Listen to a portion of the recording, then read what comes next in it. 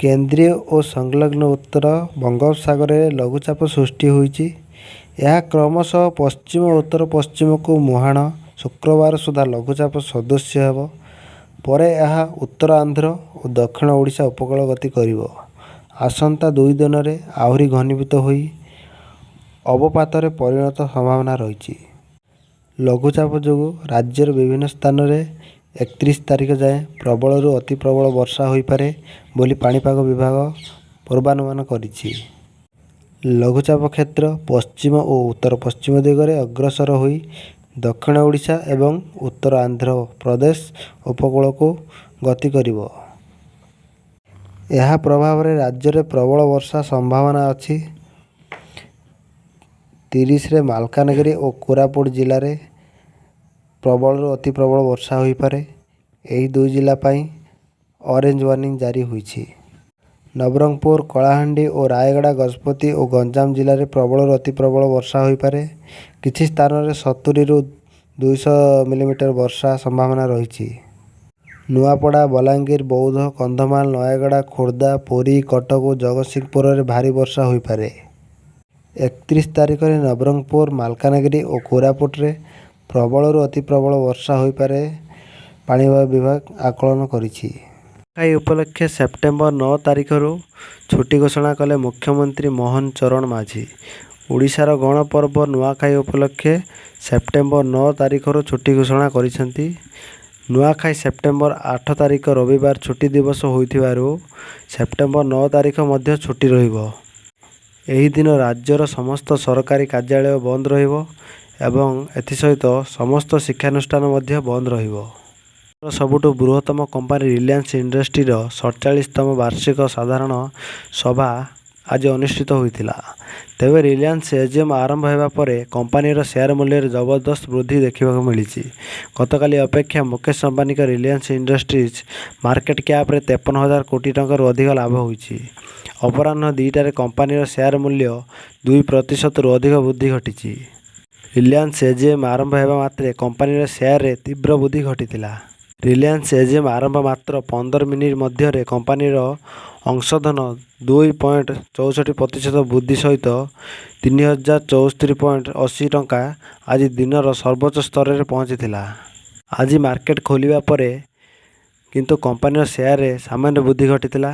ଆଜି ବିଏସ୍ଇରେ ଏହି ସେୟାର 3,014.95 ଟଙ୍କାରେ ଖୋଲିଥିଲା।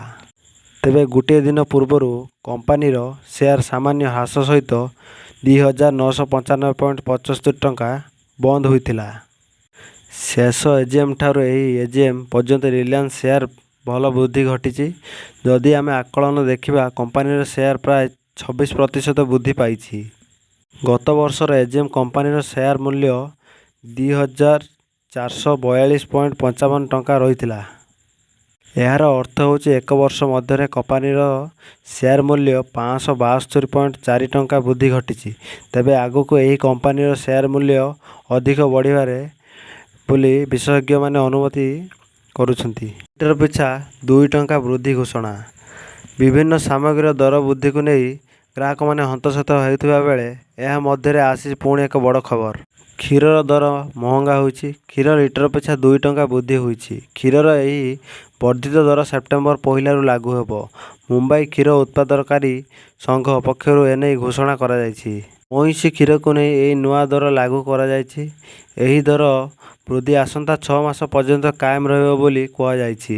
ଅନ୍ୟପକ୍ଷରେ ରିଟେଲରମାନଙ୍କ ପାଇଁ ଦର ଲିଟର ପିଛା ପାଖାପାଖି 93ରୁ 98 ଟଙ୍କା ପର୍ଯ୍ୟନ୍ତ ଯାଇପାରେ ବୋଲି କୁହାଯାଇଛି।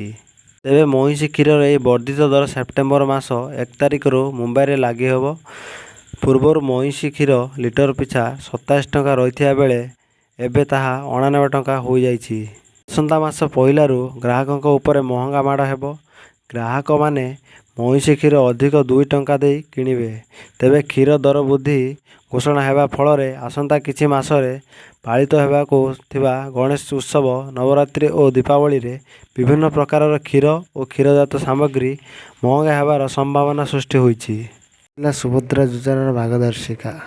ମହିଳାମାନଙ୍କୁ ଆର୍ଥିକ ସ୍ୱାବଲମ୍ବୀ କରିବା ଲକ୍ଷ୍ୟରେ ଆରମ୍ଭ କରାଯାଇଛି ସୁଭଦ୍ରା ଯୋଜନା।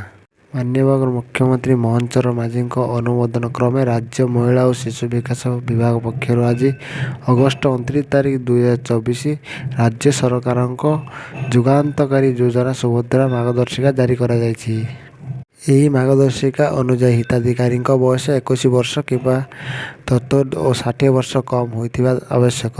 ଯୋଗ୍ୟ ମହିଳାଙ୍କ କେବଳ ନିଜ ନାମରେ ଆଧାର କାର୍ଡ଼ ନମ୍ବର ରହିବା ସହ ସେମାନଙ୍କର ମୋବାଇଲ ନମ୍ବର ଆଧାର କାର୍ଡ଼ ସହ ଲିଙ୍କ ହୋଇଥିବା ଆବଶ୍ୟକ। ଏକକ ଧାରକ ବ୍ୟାଙ୍କ ଆକାଉଣ୍ଟ ଥିବା ସହ ବ୍ୟାଙ୍କ ଆକାଉଣ୍ଟରେ ଚାଲୁ ରହିଥିବା ଏବଂ ସିଧାସଳଖ ଟଙ୍କା ସହାୟତା ପାଇଁ ସକ୍ଷମ ଥିବା ନିହାତି ଆବଶ୍ୟକ।